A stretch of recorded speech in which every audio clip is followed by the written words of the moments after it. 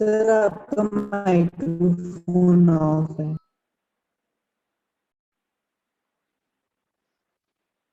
Suppose ये कोई object है ए जिसकी इनिशियल डिस्प्लेसमेंट है x(a)0। यहां पीछे कोई एक और ऑब्जेक्ट है बी, इसकी इनिशियल डिस्प्लेसमेंट है x(b)0। राइट, ये रेफरेंस है यहां से देखना। ये VA के साथ आगे चला, ये VB के साथ आगे चला। जब हमने कोई भी ऑब्जर्वेशन स्टार्ट की, वी से एट द बिगिनिंग, मतलब एट t=0, ये सिचुएशन है। थोड़ी देर के बाद ये जो ऑब्जेक्ट है दिस हैज रीच्ड हियर, इसकी फाइनल डिस्प्लेसमेंट हो गई xa, और ये जो दूसरा ऑब्जेक्ट था वो यहाँ आ गया, यहां से चलता हुआ यहाँ आ गया t टाइम पे, ये इधर आ गया, और इसकी फाइनल डिस्प्लेसमेंट हो गई xb। Of course they are moving with uniform velocities, अपनी अपनी दोनों की वेलोसिटी कांस्टेंट है। And just to keep the thing simpler, we have taken VA to be greater than VB, मतलब ओवरटेकिंग अभी कंसीडर नहीं करा है। ठीक है, let VA and VB be the velocities of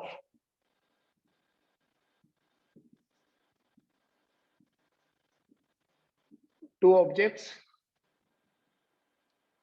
A and B respectively. A की velocity VA, B की velocity VB।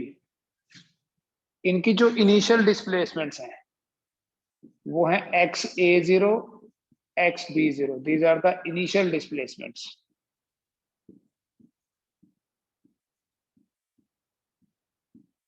And their final displacements are xa and xb. These are their final displacements. A की initial displacement xa0, B की initial displacement xb0, इसकी final displacement xa, और इसकी जो final displacement है that is xb। VA और VB उनकी velocities हैं। बेटा अगर आपको याद है तो मैंने आपको बताया था वेलोसिटी होता है x माइनस x0/t। इनिशियल का मतलब, जब हम बोल रहे हैं इनिशियल डिस्प्लेसमेंट्स, दैट मीन्स हम t को 0 लेंगे एट t=0। फाइनल डिस्प्लेसमेंट का मतलब है एट टाइम t। ठीक है, तो अगर ये वाला कॉन्सेप्ट देखो v = x माइनस x0/t है, we can write therefore VA is equal to xa minus xa0 divided by t। ठीक है, एंड x VB क्या होगा, वेलोसिटी क्या होता है, डिस्प्लेसमेंट। ये है डिस्प्लेसमेंट, अगर आप देखो तो this is xa minus xa0 and this is xb minus xb0। VA है हमारे पास xa minus xa0/t and VB is xb minus xb0/t। ठीक है, let us call these equations as equation 1 and equation 2। velocity is equal to displacement upon time। कुछ भी इसमें complex equation use नहीं है, कुछ भी नई इक्वेशन नहीं है, सिर्फ जनरली हम लिखते हैं x माइनस x0/t। तो यहाँ a के लिए a आ गया, b के लिए b आ गया। Now tell me from these equations, अगर हम सब्ट्रैक्ट करें, what is VA minus VB equal to, VA minus VB कितना होगा? इसमें से अगर आप इसको माइनस करो, xa minus xa0/t minus xb xb0/t। we can say therefore VA minus VB equal to, ऐसे लिख लीजिए, XA minus XA0 minus XB minus XB0 divided by T.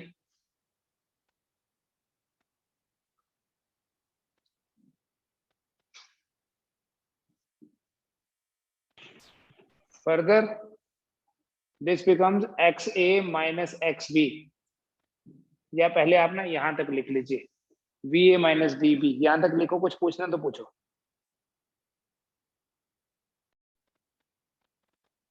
It becomes XA minus XB minus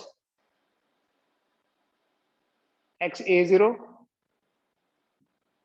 minus XB0. देखो जरा ये ऐसे आएगा या नहीं आएगा? XA minus XA0 minus XB plus XB0, तो माइनस कॉमन ले लिया, XA0, ये देखो माइनस XA0 प्लस XB0 बन गया, डिवाइडेड बाय T. बस ये सबसे इंपॉर्टेंट है बेटा इधर, ये वाला जो एक्सप्रेशन इस तरीके से लिखा है, this is very important.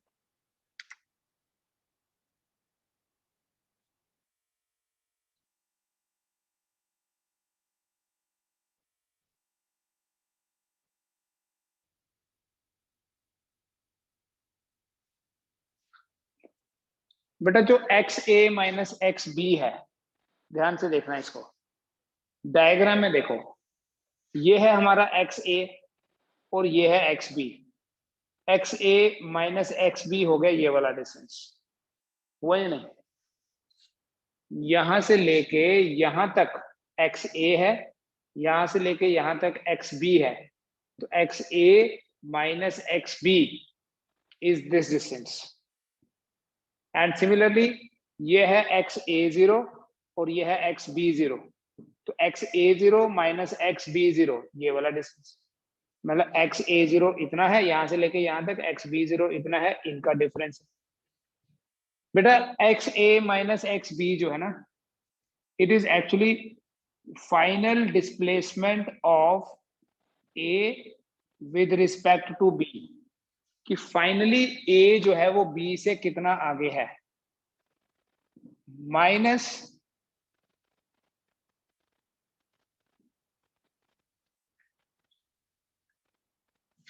Initial displacement of, diagram से ये चीज देखो, initial displacement of A with respect to B divided by T.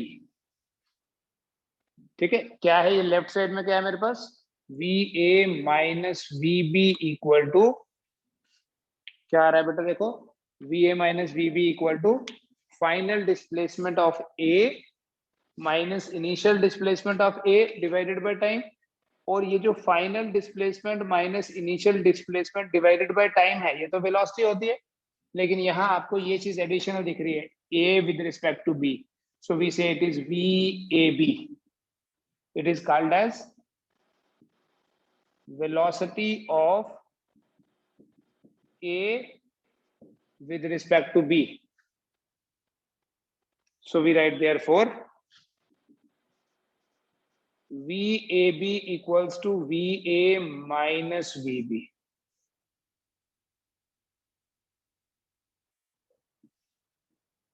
VAB कितना बना, VA minus VB.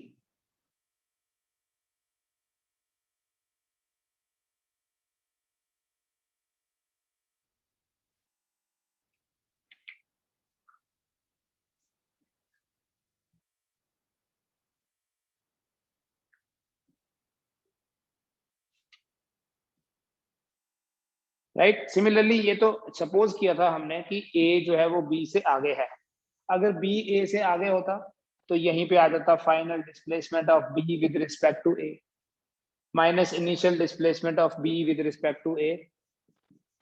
तो लिखेंगे सिमिलरली जो VBA है that is equal to VB minus VA. VBA is equal to VB minus V A, V A B is equal to V A minus V B, V B A is equal to V B minus V A. अब यही चीज अगर opposite direction में है, हमारा तो main concern वैसे opposite direction का ही इसका वेक्टर फॉर्म का होगा, बट इन जनरल जब भी बेटा हम रिलेटिव वेलोसिटी की बात करेंगे तो रिलेटिव वेलोसिटी क्या होता है? It is velocity of one object with respect to another object which is also in motion. So beta अगर हम लिखेंगे VAB, it is called velocity of A with respect to B. If I write VAB, it is velocity of A with respect to B, और अगर मैं लिखूं VBA, it is a velocity of B with respect to A. तो अगर दो body same direction में move कर रही हैं, इन सेम डायरेक्शन, जो VAB है that is equal to VA minus VB, and जो VBA है that is VB minus VA। और अगर दो बॉडीज अपोजिट डायरेक्शन में मूव कर रही हैं,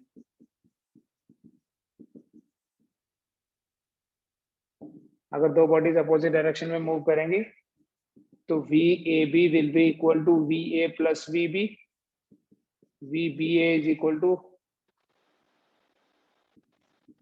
negative of VA plus VB।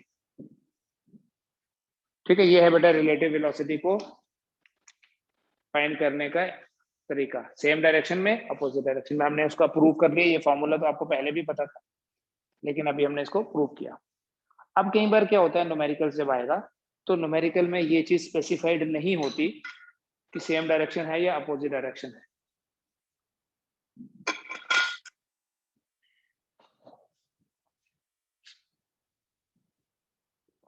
देखो बेटा क्या मतलब इसका।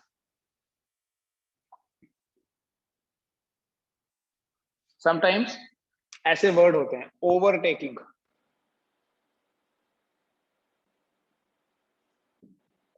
बेटा ओवरटेकिंग हमेशा एक कार किसी दूसरी कार को या एक ट्रेन किसी दूसरी ट्रेन को ओवरटेक करने लगी तो ओवरटेकिंग का मतलब है सेम डायरेक्शन। ओवरटेकिंग हमेशा सेम डायरेक्शन से होती है, और जो क्रॉसिंग है, क्रॉसिंग हमेशा अपोजिट डायरेक्शन से होती है।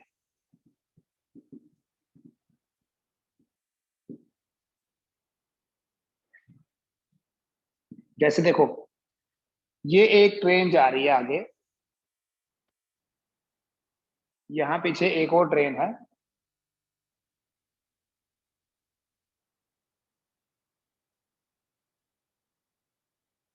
मान लो इस ट्रेन की लेंथ है L1, इसकी वेलोसिटी है V1।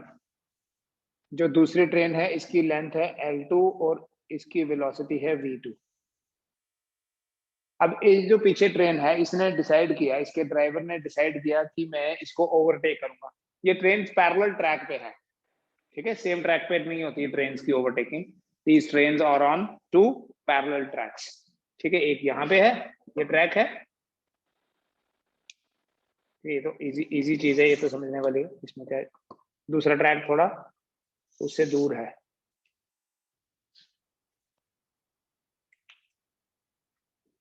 तो टाइम ऑफ ओवरटेकिंग, देखो बेटा ऐसे समझना, मान लो ये एक ट्रेन आगे जा रही, यहां से दूसरी ट्रेन आई, इसने ओवरटेक करना यहां से स्टार्ट किया है। एक सेकंड के लिए एज्यूम करो ये रेस्ट पे है, यहां से ओवरटेकिंग स्टार्ट हुई, ट्रेन आगे जा रही है, ठीक है, ये इसने अपनी लेंथ ट्रेवल कर ली, यहां से यहां आ गया, अपनी लेंथ ट्रेवल होगी, लेकिन दूसरी ट्रेन की लेंथ भी तो ट्रेवल करनी है।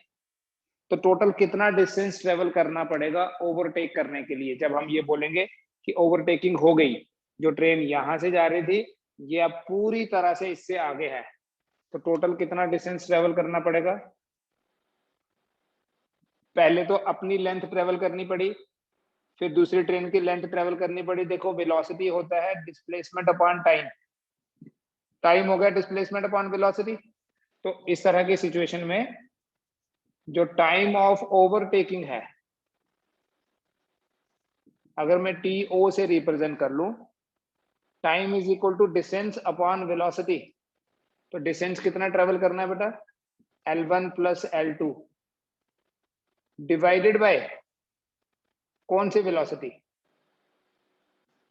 L1 upon L2 divided by, दोनों सेम डायरेक्शन में है, तो relative velocity of A with respect to B, या relative velocity of one with respect to second, it is v1 minus v2.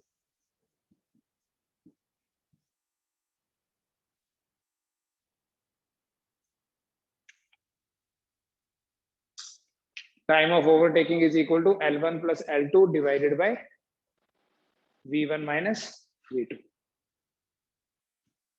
Similarly, अगर ऐसे ही इसी में देखना, टाइम ऑफ क्रॉसिंग क्या होता है, टाइम ऑफ क्रॉसिंग, ये एक ट्रेन है उधर जा रही है, ये दूसरी ट्रेन इधर आ रही है, यहां से क्रॉसिंग शुरू हुई, ये क्रॉसिंग लगी होने और ये क्रॉसिंग खत्म हो गई, तो कितना डिस्टेंस ट्रेवल किया देखो, यहां थोड़ी हुई क्रॉसिंग, यहां जाके खत्म हुई, तो दोनों की लेंथ ट्रेवल कर रही है। तो जब ये दोनों बॉडीज अपोजिट डायरेक्शन में मूव करेंगी, डिस्टेंस तो L1 प्लस L2 ही ट्रेवल करना है, डिवाइडेड बाय अपोजिट डायरेक्शन है बेटा, अपोजिट डायरेक्शन है इसलिए v1 प्लस v2। तो जब दोनों बॉडी सेम डायरेक्शन में मूव कर रही हैं तो v1 माइनस v2, तब ओवरटेकिंग होगी, और जब दोनों अपोजिट डायरेक्शन में मूव करेंगी तो अपोजिट डायरेक्शन में जो रिलेटिव वेलोसिटी है that is v1 plus v2। इस पे बेस्ड क्वेश्चन देखो बेटा, एक two trains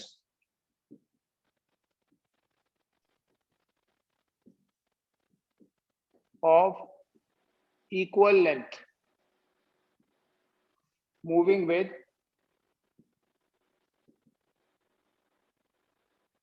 36 kilometer per hour and 72 kilometer per hour cross each other in 9 seconds। कितनी देर में क्रॉसिंग करती है, क्रॉसिंग कितनी देर में होती है, 9 सेकेंड में। Find the length of each train, find the length of each train. Solve करो क्वेश्चन अभी। Two trains of equal length moving with 36 km per hour and 72 km per hour cross each other in 9 seconds. Find the length of each train. Cross कर रहे हैं एक दूसरे को, that means they must be traveling in opposite directions, है ना। एक की स्पीड अगर v1 है, दूसरे की स्पीड v2 है, एक की लेंथ l है, दूसरे की भी लेंथ l ही होगी। Two trains of equal length, they cross each other in 9 seconds. What is v1? Time of crossing दिया हुआ है बेटा, time of crossing is 9 seconds. What is v1? 36 km per hour. And what is v2? 72 km per hour. बेटा जब आपको time जो है, time दिया हुआ है सेकेंड में, तानिया अभी वेट करो बेटा, अभी अभी आप चेक करो ना, टाइम दिया हुआ है सेकेंड में और वेलोसिटीज दी हुई है किलोमीटर पर आवर में, kilometre per hour. So we can write 36 into, mute कर लो अपने माइक को, इंटू 5/18 मीटर पर सेकेंड। मैंने आपको बताया था कैसे हम किलोमीटर पर आवर को मीटर पर सेकेंड में चेंज करते हैं। So this v1 will be equal to 10 metre per second. इसको करने की जरूरत नहीं है, 36 का डबल 72 है, तो 10 का डबल 20, नहीं तो कर लो 5/18, 18 4 are 72। Time of crossing is 9 second. तो टाइम ऑफ क्रॉसिंग होता क्या है, time of crossing TC is equal to L1 plus L2 divided by V1 plus V2, divided by V1 plus v2. Here it is given that this time of crossing is 9. This will be 2l divided by v1 plus v2 will be 30. It means कि जो 2l है that is equal to 9 into 30. तो l कितना हुआ? 9 into 30 divided by 2. 270 by 2. ये जो 270 by 2 है this is 135. L equals to 135 metre. ये आंसर है. चेक करो और बताओ क्या इसमें आपको डिफिकल्टी आती है. फिर से देखिए बेटा क्वेश्चन क्या था. वी हैव टू ट्रेन्स और इन दोनों ट्रेन्स की जो लेंथ है वो बराबर है. Two trains of equal length moving with 36 kilometre per hour and 72 kilometre per hour. उनकी स्पीड्स दी हुई है. They cross each other in 9 second and when they cross each other that should mean that they are moving in opposite directions. They cross each other in 9 seconds. Find the length of each train.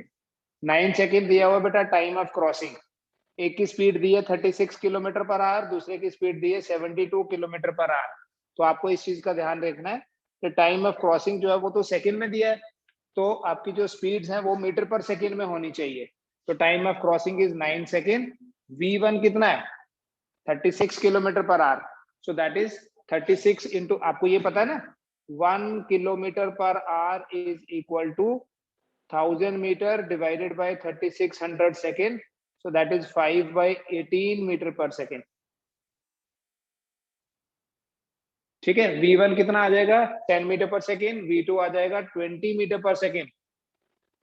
Right. तो time of crossing होता है L1 plus L2 divided by V1 plus V2, क्योंकि crossing हमेशा opposite direction से होती है. यहाँ question में नहीं लिखा है. We should know that the crossing word is used and crossing is always from same direction से, तो ओवरटेकिंग होती है. तो when the trains are crossing each other that means the relative velocity will be the sum of velocities. So L plus L divided by V1 plus V2. दोनों trains की length बराबर है. ठीक है. Divided by V1 plus V2 कर दिया. So 9 is equal to 2L by 30. 2L आ गया 270. So length बन जाएगी 135 मीटर.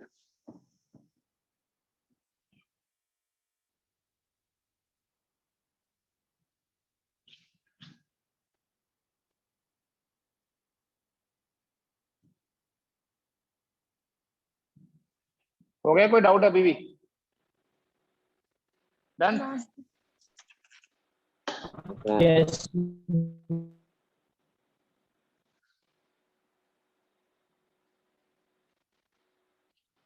उसके बाद देखिए, sometimes the question can be कि एक बॉडी मोशन में है और एक बॉडी मोशन में नहीं है. जैसे ये मान लीजिए कोई रेलवे ब्रिज है. ठीक है. सम ब्रिज या कोई प्लेटफॉर्म है या कोई टनल है.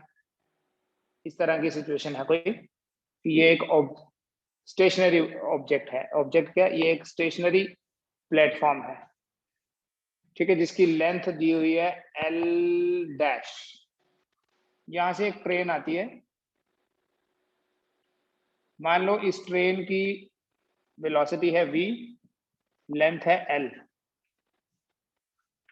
ये ट्रेन इस ब्रिज को, this can be some railway bridge, कितना टाइम लगेगा इसको क्रॉस करने में? So let us find the time taken by a train to cross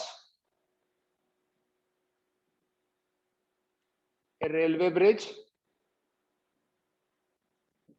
या प्लेटफॉर्म या कोई टनल है. इस तरह की सिचुएशन आप खुद इमेजिन करो. ये तो मूव नहीं करेगी. इज कितना टाइम लगेगा? टाइम होता है डिस्टेंस डिवाइडेड बाय स्पीड, या स्ट्रेट लाइन है, यहाँ वेलोसिटी भी बोल सकते हैं आप. Time is equal to distance by speed. तो कितना टाइम लगेगा? देखो ये यहाँ ब्रिज है. जब ये ट्रेन यहाँ है तो क्रॉसिंग शुरू हो गई. ट्रेन आगे जा रही, ये ट्रेन पूरी तरह से ऊपर आ गई, लेकिन अभी क्रॉस पूरा नहीं हुआ. क्रॉस कब होगा? जब ये पूरी ब्रिज की लेंथ ट्रेवल करके यहाँ पहुंचेगी. तो time taken by a train to cross a railway bridge is equal to L plus L dash divided by V. Time is equal to distance divided by speed. T equal to L plus L dash divided by V. ठीक है, इसी तरह से जैसे यहां पर इसकी speed को हमने कंसीडर नहीं किया, इनफैक्ट इसकी स्पीड है ही नहीं। कई बार क्या होता है, हम साइज को निग्लेक्ट करते हैं, बॉडी मोशन में तो होती है। ये वाली सिचुएशन समझ में आ गई? कुछ पूछना पूछ सकते हैं। अगर आपको ट्रेन की लेंथ गिवन है, ब्रिज की लेंथ गिवन है, you will find these questions in your DPPs. आपके पास जो भी शीट्स हैं उस पर देखो, ऐसे क्वेश्चन आपको मिलेंगे। इसी तरह से सेम सिचुएशन है, देखो time taken by a bird to cross a train. कोई बर्ड जो है वो फ्लाई कर रहा है,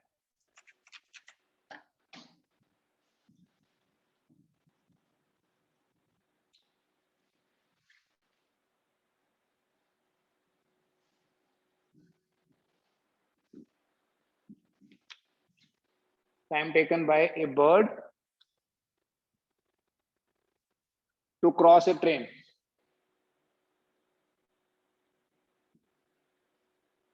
ठीक है, एक बर्ड किसी ट्रेन को कितनी देर में क्रॉस करेगा, या ट्रेन बर्ड को कितनी देर में क्रॉस करेगी, द सेम थिंग। ये एक ट्रेन है, सपोज करो इस ट्रेन की लेंथ है L, ये ट्रेन V स्पीड से जा रही है, और यहां से एक बर्ड फ्लाई करता हुआ इधर जा रहा है with speed V dash. Question ये है कि ये बर्ड इस ट्रेन को कितनी देर में क्रॉस करेगा। Time taken by bird to cross the train. Of course उसको हिट नहीं करेगा, ये ट्रेन ऐसे जा रही है, ऐसे देखो, train is going like this, bird is flying like this, ये ऐसे। तो कितनी देर में क्रॉसिंग हो जाएगी, बताओ what will be the time of crossing. Time होता है बेटा डिस्टेंस बाय वेलोसिटी। तो डिस्टेंस, अब यहाँ पर क्या है, इस बर्ड का जो साइज है वो ट्रेन के साइज के कंपैरिजन में तो नेग्लिजिबल है, तो बर्ड के साइज को आपने कंसीडर नहीं करना है। What is the time of crossing, it is equal to distance कितना ट्रेवल करना है, length of the train divided by opposite direction है, so V plus V dash. This is the time in which the bird will cross the train.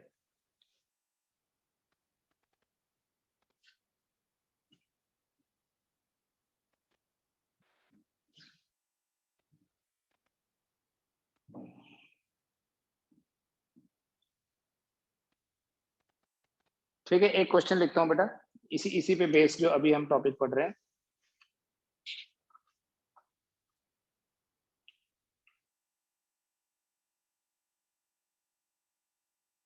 Two trains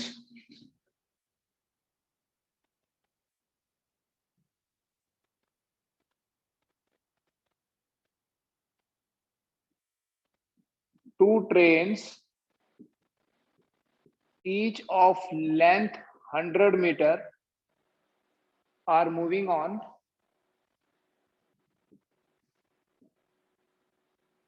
two parallel tracks.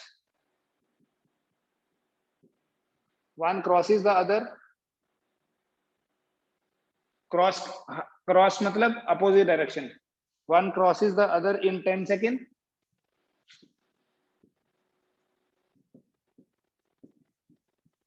And one overtakes the other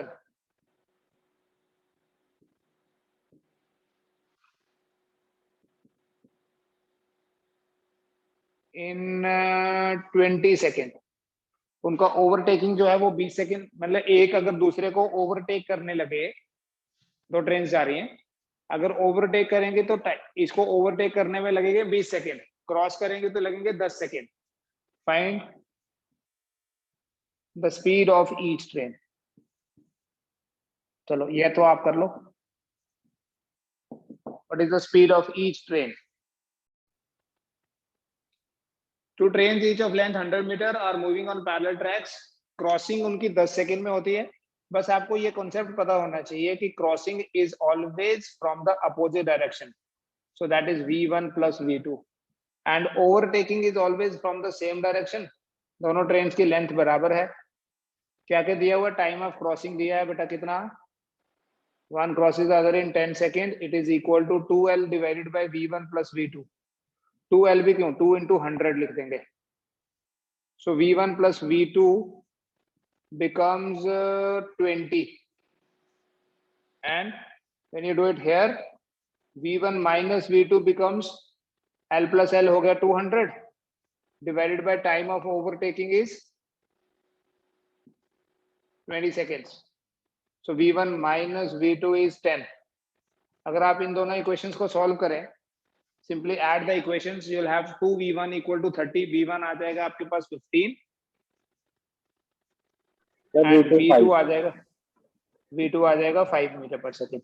ठीक है, इस तरह के questions और देखिए। सीधा बेटा एक चीज समझो, जो ओवरटेकिंग है ना उसमें ज्यादा टाइम क्यों लग रहा है, लॉजिकली समझना। ओवरटेकिंग में ज्यादा टाइम, क्योंकि देखो कैसे पता चला ज्यादा टाइम लग रहा है, क्योंकि डिनोमिनेटर छोटा है, क्रॉसिंग में डिनोमिनेटर बड़ा हो गया। ओवरटेकिंग में क्या हो रहा है, दोनों ट्रेन्स मोशन में है, तो ये आगे जा रही है, ये उसको ओवरटेक कर रही है, बट ये और आगे जा रही है, ओवरटेकिंग करने में ज्यादा टाइम लगेगा, बिकॉज ये दोनों ट्रेन्स जब मोशन में है और जो ओवरटेक करना चाहती है दूसरी वाली जो है वो भी तो मोशन में है, तो वो उसकी ओवरटेकिंग को अपोज कर रही है, लॉजिकली सोचो। लेकिन जब क्रॉसिंग होती है ना, they are helping each other, एक इधर जा रही है दूसरी उधर जा रही है, इसके इधर जाने से भी क्रॉसिंग हो रही है और इसके उधर जाने से भी क्रॉसिंग हो रही है, so that is why they are helping each other।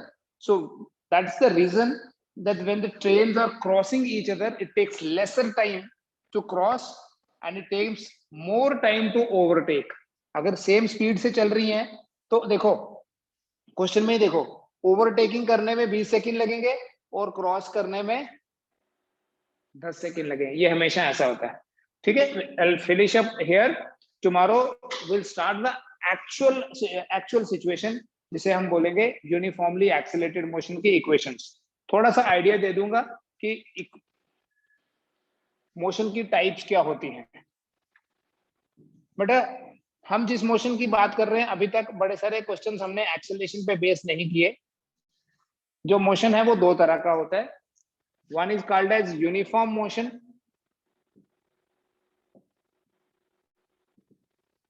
दूसरा नॉन यूनिफॉर्म नहीं बोलूंगा मैं, ठीक है, यूनिफॉर्म होगा तो नॉन यूनिफॉर्म भी होता है। दूसरा होता है बेटा यूनिफॉर्मली एक्सिलरेटेड मोशन। एक होता है यूनिफॉर्म मोशन और एक होता है यूनिफॉर्म मोशन। याद रखना, यूनिफॉर्म मोशन में वेलोसिटी कांस्टेंट होती है।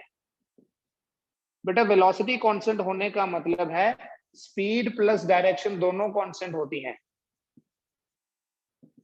इसलिए जो यूनिफॉर्म मोशन है, सबसे इंपॉर्टेंट चीज लिखने लगा, यूनिफॉर्म मोशन में जब वेलोसिटी कांस्टेंट है, इसका मतलब ना तो स्पीड चेंज हो रही है ना डायरेक्शन चेंज हो रही है, तो uniform motion is always along the straight line. Uniform motion जो है वो हमेशा अलोंग स्ट्रेट लाइन होता है। ठीक है, वेलोसिटी कांस्टेंट रहती है, वेलोसिटी में चेंज नहीं होता है, इसलिए ये भी बोल सकते हो कि जो यूनिफॉर्म मोशन होता है that is a motion with zero acceleration. Velocity constant, direction same, magnitude same, तो straight line, acceleration is zero. कभी भी यूनिफॉर्म मोशन कर्व्ड मोशन नहीं होता है, अलोंग कर्व्ड पाथ नहीं होता है। दूसरा बेटा यूनिफॉर्मली एक्सेलरेटेड मोशन, इसमें क्या होता है, इसमें वेलोसिटी चेंजेस यूनिफॉर्मली। जो यूनिफॉर्म मोशन है इसमें वेलोसिटी यूनिफॉर्म है, लेकिन जो यूनिफॉर्मली एक्सेलरेटेड मोशन है इसमें एक्सेलरेशन यूनिफॉर्म होता है। एक्सेलरेशन इज, बेटा जब एक्सेलरेशन कांस्टेंट है, यूनिफॉर्म का मतलब कांस्टेंट, एक्सेलरेशन कांस्टेंट मतलब change in velocity is constant।